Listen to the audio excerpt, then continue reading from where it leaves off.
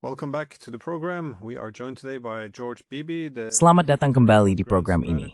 Hari ini kita ditemani oleh George Beebe, Direktur Strategi Besar di Quincy Institute, yang menghabiskan 2 dekade bekerja di pemerintahan sebagai analis intelijen, termasuk sebagai Direktur Analisis Rusia di CIA. Ia juga penulis buku tahun 2019 The Russia Trap, How Our Shadow War with Russia Could Spiral into Nuclear Catastrophe. Sebuah buku yang jelas mendahului zamannya. Rani Marquez Siba, Thrift War Grow Small Zinti. So, thank you very much for coming back on the program. Terima kasih, Glenn. Silakan rekonstruksikanmu. So, we're in the middle of a political... Jadi kita sedang berada di tengah-tengah roller coaster politik, atau mungkin diplomatik. Trump mengatakan bahwa ia berencana mengirim Tomahawk ke Ukraina yang akan dioperasikan oleh kontraktor Amerika, yang menyiratkan bahwa hal itu akan dianggap sebagai serangan langsung. Rudal-rudal itu juga bisa membawa hulu ledak nuklir, dan pihak Rusia mengatakan mereka akan merespons seolah-olah rudal itu bersenjata nuklir jika mengarah ke perbatasan mereka. Lalu Trump menarik kembali pernyataannya. Aku tidak yakin apakah itu hanya taktik negosiasi, karena jika bukan, itu berarti seperti yang kamu tulis dalam artikelmu, Trump benar-benar mengikuti jejak Biden. Sekarang kita punya Budapest. Katanya akan ada pertemuan, tapi media mengatakan pertemuan itu dibatalkan. Sementara, Trump dan pihak Rusia bersikeras bahwa tidak ada yang dibatalkan, tidak ada yang dijadwalkan. Semuanya sangat membingungkan dan sulit diikuti. Dan mengingat betapa besar taruhan ini juga cukup membuat stres.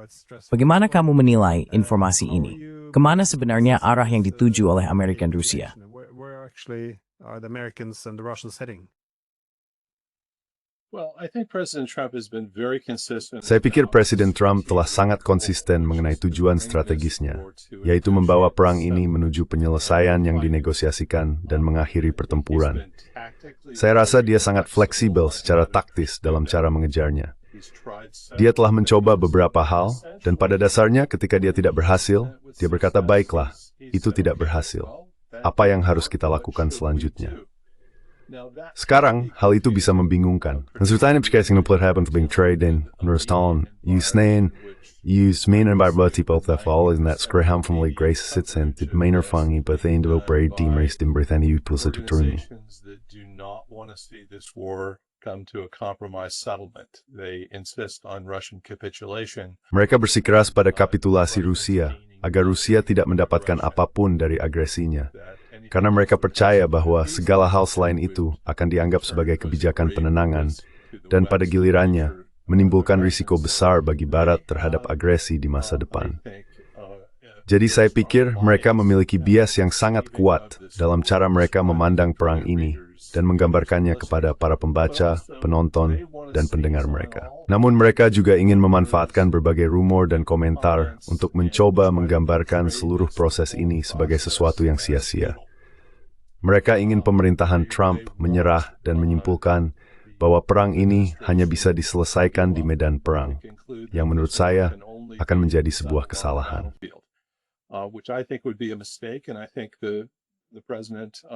Dan saya pikir Presiden tidak ingin melihat sebagai hasil dari semua ini sesuatu yang akan menjadi tragedi bagi semua pihak yang terlibat, terutama bagi rakyat Ukraina.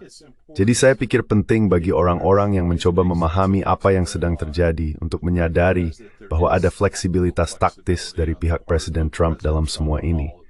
Dia akan bermanuver. Dia akan mengatakan hal-hal di depan umum tentang gimana apakah dengan negosiasi dan fleksibilitas yang dimiliki pihak dalam semua ini. Dan dia juga berharap di kegoda tegol untuk memperkap warung sebenang terjadinya kesempatan.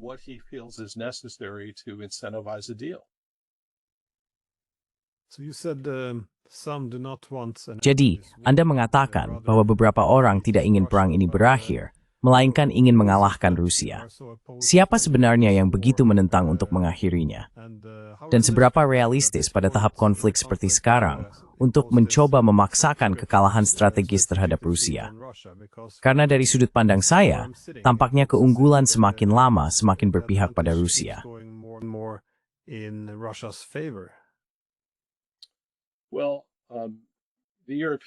Nah, orang Eropa menggunakan istilah koalisi yang bersedia untuk menggambarkan negara-negara yang mungkin siap menempatkan pasukan tempur di Ukraina setelah tercapainya suatu penyelesaian untuk berfungsi sebagai semacam kekuatan penangkal terhadap agresi Rusia di masa depan. Menurut saya, istilah yang lebih tepat adalah koalisi yang tidak bersedia.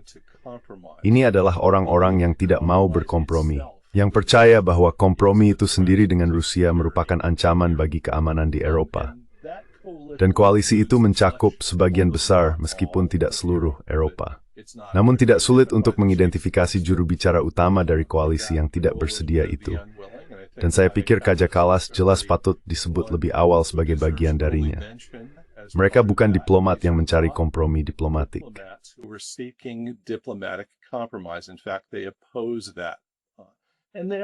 Faktanya, mereka menentang hal itu.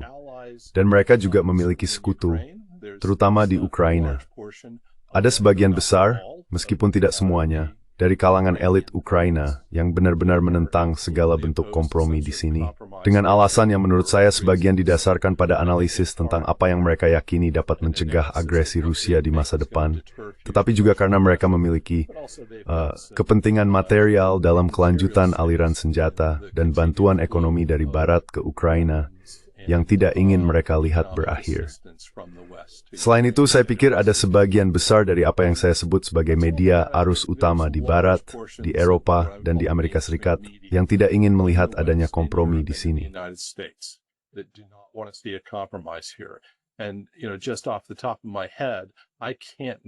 Dan secara spontan, saya tidak bisa menyebut satu pun media arus utama di Amerika Serikat yang benar-benar mendorong adanya kompromi dengan Rusia. Menurut saya, dalam kadar tertentu, baik di pihak kiri maupun kanan, semuanya mendorong tekanan maksimal terhadap Rusia untuk memaksa Rusia menyerah.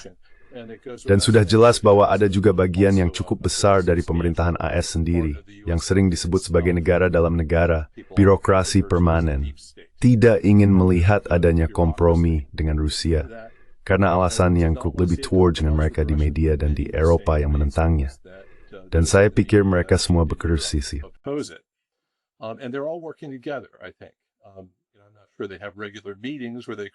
Saya tidak yakin mereka memiliki pertemuan rutin untuk mengordinasikan segala sesuatu, tetapi mereka jelas mendorong ke arah yang sama, seringkali menggunakan poin pembicaraan yang sama.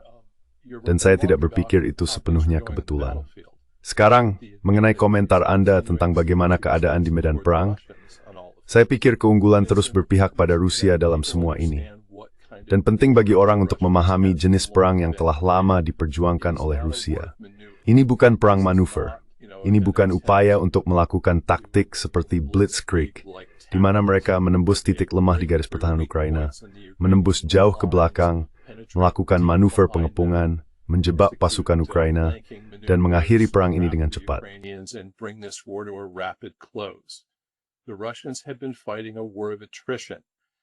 Orang-orang Rusia telah berperang dalam perang yang menguras tenaga, memanfaatkan kekuatan alami yang dimiliki Rusia karena ukurannya, ukuran fisiknya, populasinya, skala industri militernya, kapasitasnya untuk memproduksi senjata dan amunisi dalam jumlah besar, dalam skala yang jauh lebih besar daripada seluruh Barat, Amerika Serikat dan Eropa, apalagi jika dibandingkan dengan Ukraina. Sekarang, kemajuan Dr. dan perang forward menguras tenaga terhaptur niat baikan garis depan. Kemajuan itu wis akan giling demikian. Anda tahu, inilah yang terjadi tadi dalam Brazen Shoe. Pada akhirnya, itu juga merupakan perang menguras sedikit.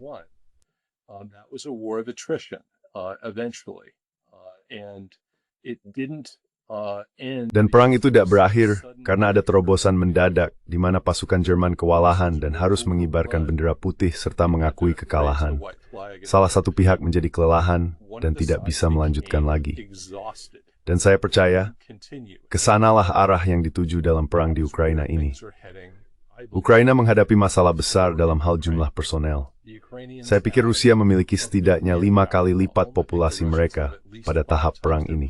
Mereka mengalami kesulitan besar untuk merekrut cukup banyak orang, melakukan wajib militer, melatih mereka, melengkapi mereka, dan menurunkan mereka ke medan perang, agar menjadi kekuatan tempur yang efektif. Rusia tidak berada dalam posisi seperti itu. Mereka secara konsisten melampaui target perekrutan karena membayar orang dengan jumlah yang besar untuk pergi berperang.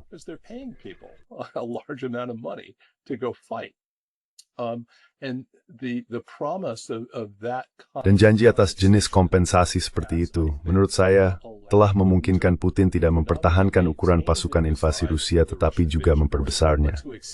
Pasukan itu semakin besar seiring waktu di Ukraina. Sementara itu pasukan Ukraina semakin kecil seiring waktu. Baik karena kerugian di medan perang, kerugian yang tak tergantikan, baik kematian dalam pertempuran maupun korban luka berat, tetapi juga karena mereka memang tidak memiliki cukup populasi untuk direkrut.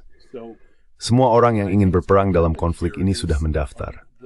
Jadi, menurut saya yang akan terjadi di sini adalah keunggulan yang diberikan oleh struktur pasukan ini kepada Rusia akan semakin berpengaruh di medan perang. Dan saya pikir, garis benteng ini, kota-kota yang diperkokoh di Donetsk, and Rother, though it Vinnytsia Semikmenkat, is going to crumble, probably with increasing rapidity. This notion that we're in a stalemate and that the Gagasan bahwa kita berada dalam kebuntuan dan bahwa Ukraina dapat menahan Rusia selama bertahun-tahun ke depan, menurut saya keliru.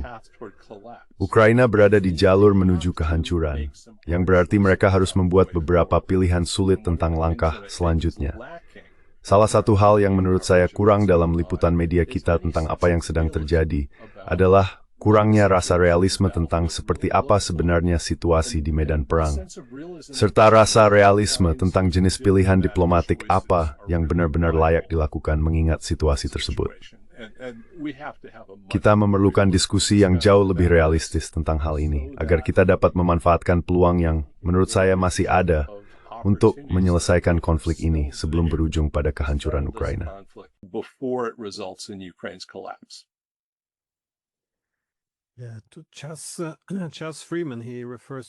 Kepada Chas Freeman, dia menyebut koalisi yang bersedia sebagai koalisi yang tertipu. Dia orang yang sangat sopan, tetapi juga percaya untuk menyebut sesuatu apa adanya. Saya rasa Anda benar sekali tentang perang yang bersifat mengikis ini. Baru-baru ini saya menghadiri pertemuan Valdai di Sochi bersama rekan Anda dan Putin ketika berbicara tentang kemajuan perang, sama sekali tidak menyinggung soal wilayah. Sebaliknya, dia memperlakukannya kurang lebih seperti perhitungan matematis. Melihat berapa banyak orang yang direkrut Rusia, berapa banyak senjata yang mereka produksi, serta inovasi teknologi mereka. Sementara itu, mereka juga memperhatikan pihak Ukraina. Seperti yang Anda katakan, mereka tidak mampu mengisi kembali sumber daya mereka. Kerugian mereka jauh melampaui kemampuan untuk merekrut. Lalu Anda juga harus memperhitungkan penyerahan diri, desersi, dan semua hal semacam itu.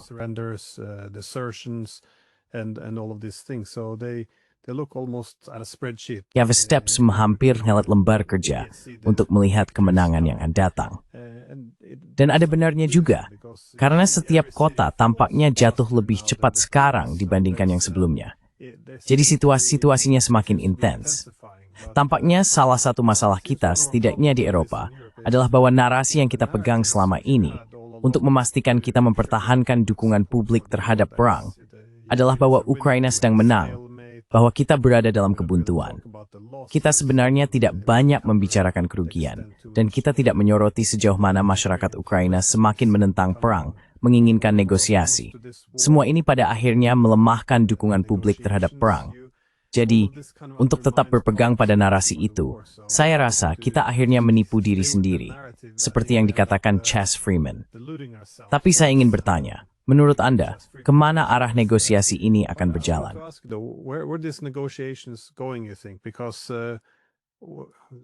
Karena semua pihak tampak begitu berbeda, begitu berjauhan. Maksud saya, jika kita membagi konflik ini menjadi 4 bagian, ada Rusia, Ukraina, Amerika Serikat, dan Eropa. Ya, apakah ada titik temu yang nyata? Saya cukup sadar bahwa orang Eropa kini bertindak sebagai pengacau. Tapi menurut Anda, apa kompromi yang mungkin di sini? Sejauh ini kita belum banyak mendengar tentang penghentian ekspansi NATO. Sebaliknya, kita hanya membicarakan wilayah. Saya tidak yakin apakah itu karena tidak ada yang ingin menyerahkan terlalu banyak di tahap awal ini. Tapi, Di mana Anda melihat kemungkinan untuk perdamaian yang bisa dinegosiasikan? Karena jika tidak, tampaknya kita menuju ke arah kehancuran, yang akan menjadi kemenangan bagi Rusia, tapi mungkin kemenangan yang sangat buruk, meninggalkan kita dengan, Anda tahu, puluhan tahun ketegangan di masa depan. Decades of tensions in the future. Right. Well, Benar. Nah, untuk memulai dari poin terakhir Anda, saya pikir itu memang benar. Orang-orang tidak memahami kemana arah situasi ini jika tidak ada kompromi untuk mengakhiri perang. Saya pikir yang kemungkinan besar akan terjadi adalah Ukraina akan tersisa sebagai negara rumpang yang tidak berfungsi. Rusia tidak akan mengambil seluruh wilayah Ukraina. Mereka tidak bisa, dan mereka juga tidak mau. Wilayahnya terlalu luas, terlalu sulit untuk diperintah, dan akan membutuhkan pasukan pendudukan yang sangat besar, mahal, serta terus-menerus diganggu oleh serangan gerilya, yang hampir pasti akan didukung oleh Barat seiring waktu. Jadi yang akan dilakukan Rusia adalah mengambil sebanyak mungkin wilayah yang mereka inginkan di timur dan selatan, lalu bertahan dan memastikan sisa Ukraina tetap tidak berfungsi, sehingga tidak dapat dibangun kembali.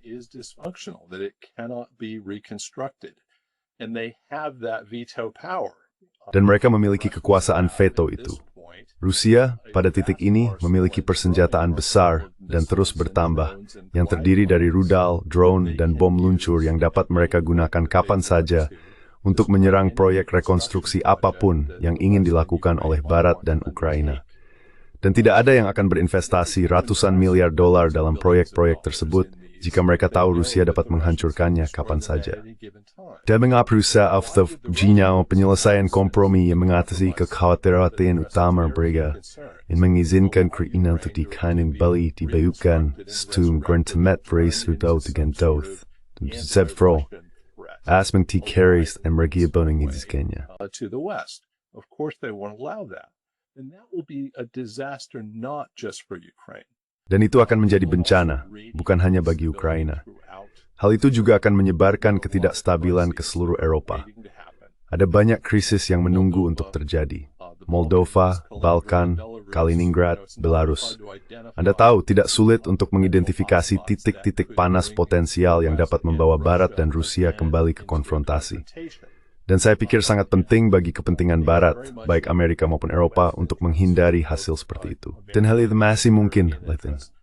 Sekarang, Jude, you were part bermain berkomberbirth. Yang pertama, dan itu yang penting perang adalah geopolitik. Perang ini merupakan konflik dua dimensi. This war is, I think, a two-dimensional conflict. One dimension is between Russia and Ukraine.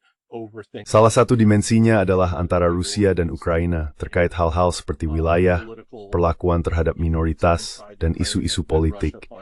Isu-isu di dalam Ukraina yang dianggap Rusia mengganggu jika tidak mengancam. Namun ada konflik geopolitik yang lebih besar yang telah berlangsung antara Rusia dan Barat, antara Rusia, Eropa, dan Amerika Serikat, mengenai bentuk lingkungan keamanan Eropa dan peran Rusia dalam arsitektur tersebut. Konflik itu telah berlangsung lama, meningkat seiring waktu, dan kini terjadi di arena Ukraina. Jadi salah satu hal yang menurut saya harus terjadi agar perang ini berakhir adalah tercapainya kompromi geopolitik antara Rusia dan Barat, antara Rusia dan Amerika Serikat mengenai isu-isu tersebut.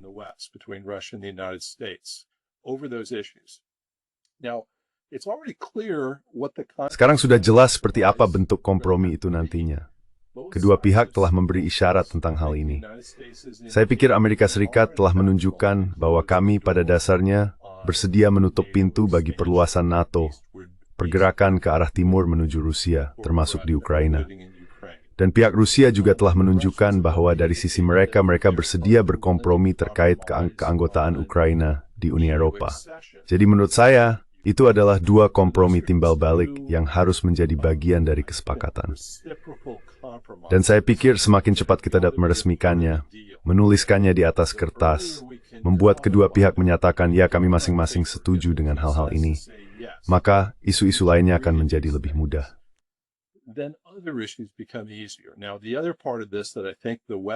Sekarang, bagian lain dari hal ini yang saya pikir Barat harus akui adalah bahwa kita tidak akan menempatkan pasukan tempur NATO, AS, atau Eropa di wilayah Ukraina. Anda tahu, bukan hanya Ukraina yang seharusnya tidak menjadi anggota NATO, tetapi NATO juga seharusnya tidak berada di Ukraina. Dan ini adalah isu mendasar bagi Rusia. Itu adalah salah satu alasan mereka melancarkan invasi ini sejak awal. Perang tidak akan berakhir sampai mereka merasa yakin bahwa kemungkinan itu telah ditiadakan. Dan sekali lagi, ini adalah sesuatu yang saya percaya seharusnya disetujui oleh Barat.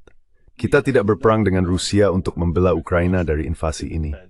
Kita tidak melakukannya pada tahun 2014 di bawah Presiden Obama, ketika Rusia mencaplok Crimea dan membantu memulai perang proksi ini di Donbas.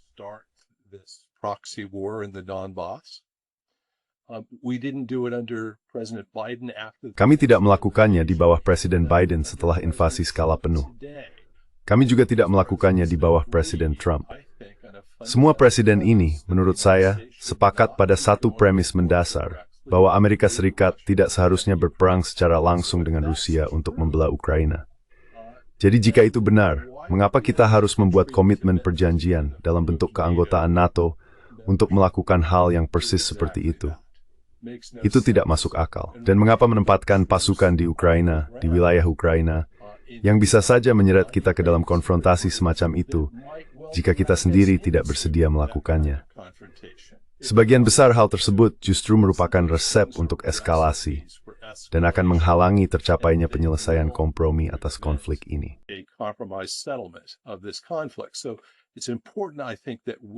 Jadi menurut saya penting bagi kita untuk membuat kesepakatan-kesepakatan itu, menuliskannya secara resmi, membuat kedua pihak menyetujui dan berkata, baiklah, sekarang bagian itu sudah selesai, apalagi yang harus kita lakukan. Sekarang isu teritorial adalah hal yang sulit karena Rusia telah menunjukkan fleksibilitas terkait wilayah di dua daerah yang telah mereka aneksasi tapi belum sepenuhnya kuasai, Kherson dan Zaporizhia. Saya pikir posisi mereka setahun yang lalu adalah Ukraina harus sepenuhnya mundur dari semua wilayah tersebut, termasuk Kherson dan Zaporizhia.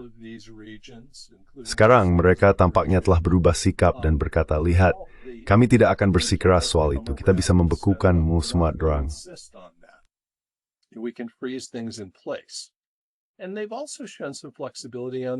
Dan mereka juga telah menunjukkan sedikit fleksibilitas terkait pembangkit listrik tenaga nuklir Zaporizhia. Ini adalah sesuatu yang tidak banyak mendapat perhatian di media, tetapi IAEA tampaknya telah menegosiasikan gencatan senjata di sana, yang memungkinkan beberapa perbaikan dan rekonstruksi di pembangkit tersebut. Itu menunjukkan sedikit gambaran tentang apa yang mungkin dilakukan, serta fleksibilitas yang menurut saya ditunjukkan oleh kedua belah pihak, beberapa pragmatisme dalam isu itu. Jadi saya pikir ada indikasi bahwa Rusia ingin mencapai kesepakatan, bahwa mereka bersedia bernegosiasi, dan bahwa mereka bersedia bersikap pragmatis tentang hal itu. Sekarang saya pikir kompromi teritorial yang paling sulit akan terjadi di Donetsk. Disitulah Rusia bersikeras agar Ukraina menarik diri sepenuhnya.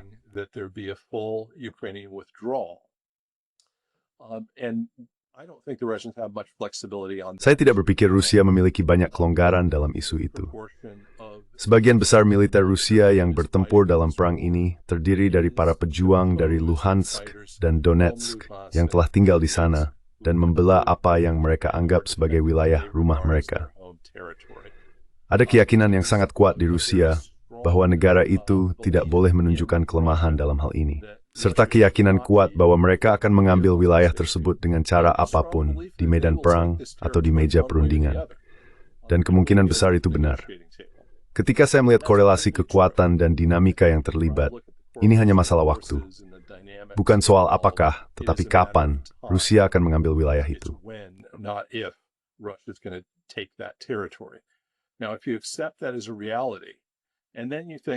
Sekarang jika Anda menerima hal itu sebagai kenyataan, lalu berpikir, baiklah, Ukraina memiliki masalah politik di sana karena Zelensky tentu saja menghadapi oposisi dari pihak kanannya. Orang-orang yang akan benar-benar menentang segala bentuk konsesi teritorial. Dan orang-orang yang akan berpendapat bahwa jika Anda menyerahkan garis kota-kota yang telah diperkokoh ini, maka sisa wilayah Ukraina pada dasarnya akan dibiarkan tanpa pertahanan menghadapi kemungkinan invasi Rusia lebih lanjut ke arah barat. Jadi apa yang harus terjadi di sana, menurut saya? Saya pikir akan ada kebutuhan untuk mencapai kompromi. Kedua pihak harus menyelesaikan ini di meja perundingan. Dan sebagian dari itu berarti memberikan Ukraina ruang politik untuk membuat konsesi sekarang yang akan membantunya membangun kembali. Mashki Jewar maju keridalan zetimpen, den naferping the faf the embraced and amend, nakin warren toth is a bee. And security and putting this war in the rearview mirror. And I think the West can help there. Dan saya pikir Barat bisa membantu di sana. Saya rasa yang perlu terjadi, sebagian adalah kita harus mengadakan beberapa diskusi terbuka tentang realitas situasi di medan perang. Lalu kita perlu membantu Ukraina dengan masalah politik mereka agar mereka dapat membuat beberapa kompromi pragmatis dalam isu ini yang bisa mengakhiri perang. Saya pikir ada banyak hal yang bisa kita lakukan untuk membantu mereka dalam hal itu. Saat ini, pihak Eropa justru mendorong ke arah sebaliknya. Mereka berusaha menyemangati Ukraina dengan mengatakan jangan tunjukkan sedikit pun kelemahan. Menurut saya, itu adalah resep menuju bencana, resep untuk eskalasi, dan tidak akan menguntungkan siapapun, termasuk Ukraina.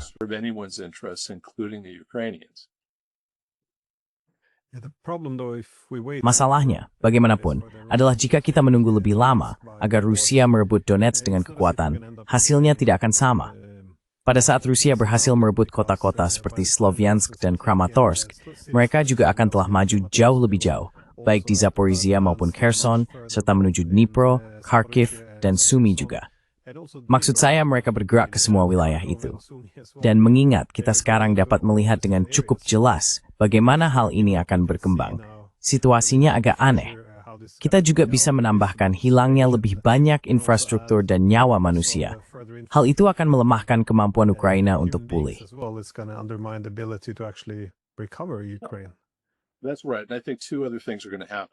Benar sekali. Dan saya pikir ada dua hal lain yang akan terjadi. Tekanan di Barat tidak akan meningkat untuk berkompromi. Tekanan di Barat justru akan meningkat untuk melakukan eskalasi.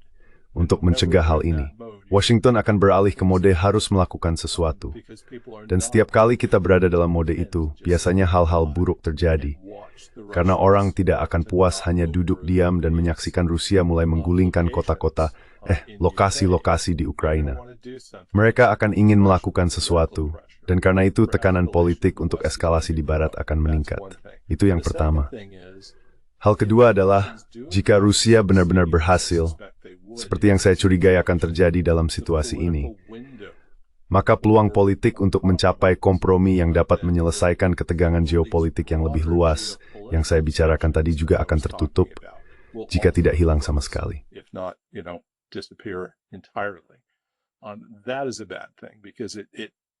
Itu hal yang buruk karena menempatkan Eropa dan Barat pada jalur benturan permanen dengan Rusia, jalur yang kemungkinan akan menjadi semakin berbahaya seiring waktu. Jadi, ada alasan yang kuat dan praktis untuk bertindak sekarang, sebelum dua hal itu terjadi. Tekanan untuk melakukan eskalasi dan ruang politik yang sangat berkurang untuk mencapai kompromi dengan Rusia dalam isu-isu besar tersebut.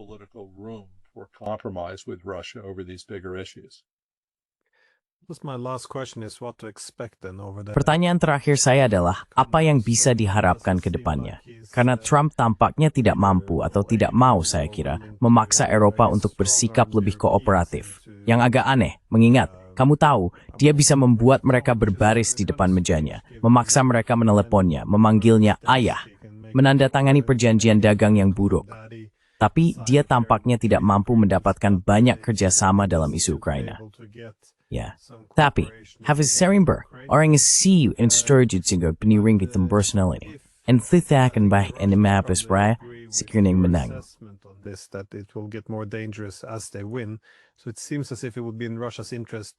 Jadi tampaknya hal itu akan menjadi kepentingan Rusia bahwa begitu mereka memasuki tahap akhir, kemenangan datang dengan cepat, kehancuran terjadi dengan cepat, sehingga ada lebih sedikit waktu bagi Barat untuk panik dan mengambil tindakan.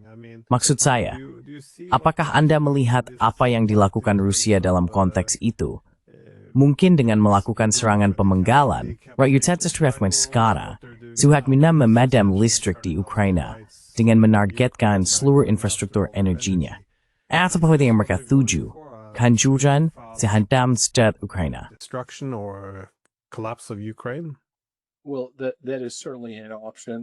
Baik, Itu tentu saja merupakan salah satu opsi. Saya tidak berpikir Presiden Putin telah memutuskan bahwa itu adalah jalan yang akan diambil. Saya rasa dia masih percaya ada kemungkinan untuk mencapai penyelesaian kompromi atas perang ini. Dan saya pikir dia menginginkannya. Dan dia tidak menginginkannya karena kebaikan hatinya. Saya pikir dia menginginkannya karena hal itu menguntungkan Rusia secara geopolitik. Hal itu membantu mengelola dan mengurangi ancaman terhadap Rusia yang ditimbulkan oleh NATO dan Barat pertama-tama. Selain itu, hal itu juga membantunya menghadapi kenyataan bahwa dia tidak ingin berada dalam posisi di mana dia sama sekali tidak memiliki hubungan dengan Barat, yang pada gilirannya akan membuat Rusia menjadi bawahan dan bergantung pada Tiongkok. Dengan Tiongkok pada dasarnya mampu menentukan syarat-syarat hubungan tersebut. Rusia terhambat militer berdenium both. And Russia really having no bargaining leverage in all of that. I think if Russia wants to be a great power in the world, Saya pikir jika Rusia ingin menjadi kekuatan besar di dunia, yang jelas merupakan keinginan Putin, dan saya rasa sebagian besar elit Rusia juga menginginkannya, maka Rusia perlu mampu menghadap ke timur dan barat sekaligus, serta menjadi pemain di papan catur global ini, bukan sekadar mitra junior yang tunduk pada Tiongkok. Jadi menurut saya, Rusia memiliki pragmatis untuk menginginkan kesepakatan di sini, tetapi bukan dengan harga berapapun, dan bukan dengan mengorbankan penyerahan diri Rusia. Kita harus menemukan titik keseimbangan itu.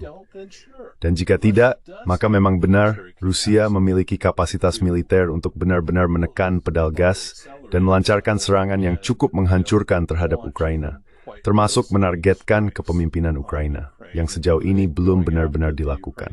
Sniper gets off state is power, potensi Rusia that melakukan serangan sentitu dan epinidi terperang terkini. and what they've actually been doing. Why is that though? Sorry, Kenapa begitu ya?